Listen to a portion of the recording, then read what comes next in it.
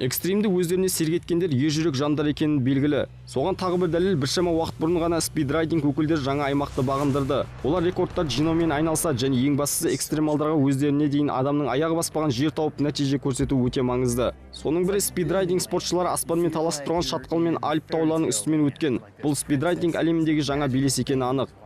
Енді дәл осы спидрайдинг туралы толығырақ айтсақ, кез келген тау шаңғышы өмірінде бір рет болса да жоғары көтеріліп жатқан қызыл сызықпен белгіленген парақшаның бейнесімен жол белгісін байқаған болар. Спидрайдинг спортшының үстіне қанат іспеттес құрылғы қойып шаңғы тебуі. Бұл өте жас спорт түрі. Оның дербес спорт түрі ретінде мойындалуы алғаш рет ірі ресми жарыстардан өтуі десек, спидрайдингтің пайда болғанына бар болғаны 5 жылдан енді асты.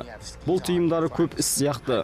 Алайда ешқандай тыйым жоқ. Қанатты шаңғышыларға тек әзірленген трассада ғана бой көрсетуге болмайды. Дегенмен көптеген қысқы курорттарда спидрайдингтерге құтқарушылар оң көзбен қарамайды. Өйткені бұл спорт түрінің қауіпті болып саналатыны соншалық, тіпті бейс джамперлердің өзі олардың әдептерін ойсыз деп есептейді. Спидрайлердің арнайы қанаты спидгайлер деп аталады. Бұл кішігірім парандан секілді көлемі 6-18 шаршы метр. Бірақ негізінен оның түбі парашют спортымен айтқан дұрыс болады. Нақтырақ айтқанда парашют спортының экстремалды түрі свуп болып табылады. Свупта спортшы ұшақтан секіріп өзіне қажетті оптималды траекторияны құрады. Кейін жерді не судың бетімен түзу немесе қисық жолмен жүріп өтеді.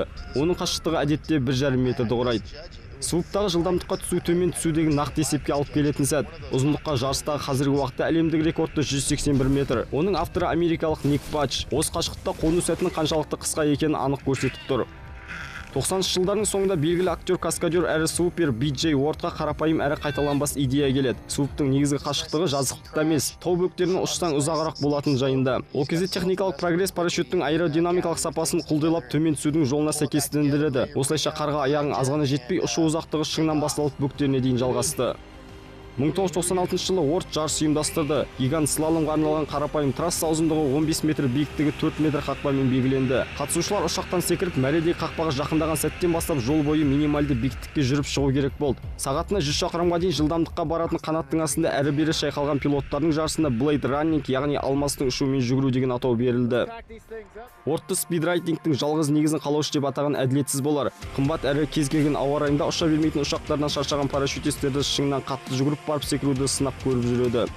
Ол Гранд Лонуч деп аталды. Өз кезегінде сағатына бар болғаны 40-50 км жылдамдықпен ауада қалқудан шаршаған парапланистер адреналин іздеп кішігірім парапландарға көшті. Осылайша олар тез иілгіш әрі сағатына 100 шақырымға дейін жылдамдыққа жете алатын нәтиже алды. Осылайша спидфлайинг пайда болды. Спидрайдингті өз бетімен үйрену өте қауіпті. Тіпті нұсқаушы тапқан күннің өзінде оның аталмыш спорт түрімен айналысқанына 5 жылдан аспауы мүмкін.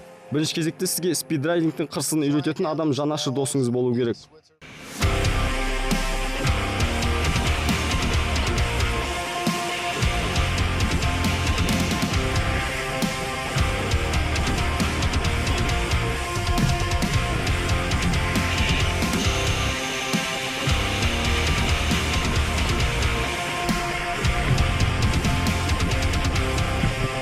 The last thing I want to do is go fly off somewhere and end up in the white room, end up in a cloud where you can't see anything. You made it through the white room! Because the next thing you might see, besides all the white, is just a big flash of white light associated with a lot of pain.